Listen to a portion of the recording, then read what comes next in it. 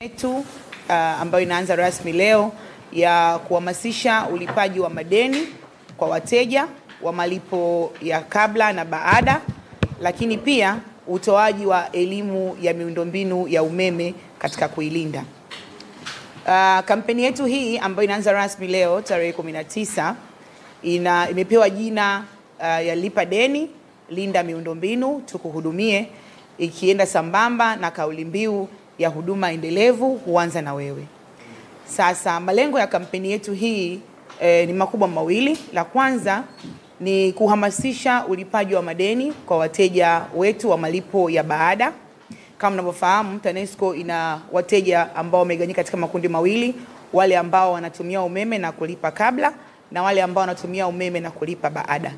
Sasa tunayo changamoto ya uwepo wa madeni ya wateja wa malipo ya baada, kwa maana wateja wakubwa na wateja wa kati, ambayo tumeona ni vema tukitumia fursa hii kuweza kuwakumbusha na kuwahamasisha wateja wetu wote kwenye maeneo yote nchi nzima kulipa umeme kwenye bili zao kwa hiari, kwa sababu kumekuwa na limbikizo la madeni ambayo kwa sisi kama shirika yanatupa changamoto kwenye kuendesha shughuli zetu.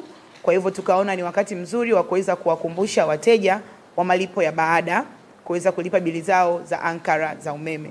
Lakini pia katika kundi hili zoezi hili litakwenda sambamba na msamaha wa riba.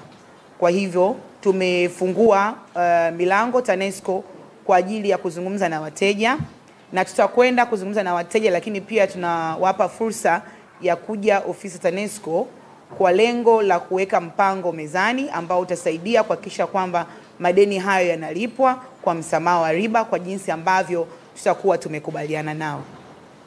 Sasa pia katika kampeni yetu hii inawahusu pia wale ambao ni wateja wa malipo ya kabla, kwa maana mita za luku.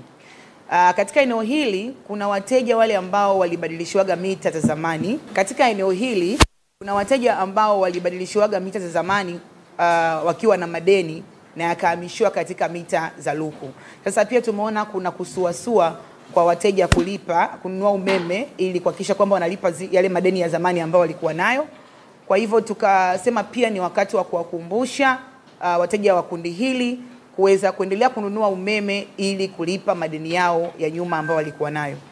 Lakini katika kipindi cha kampeni hii pia tutakwenda sambamba na zoezi la ukaguzi wa mita za luku.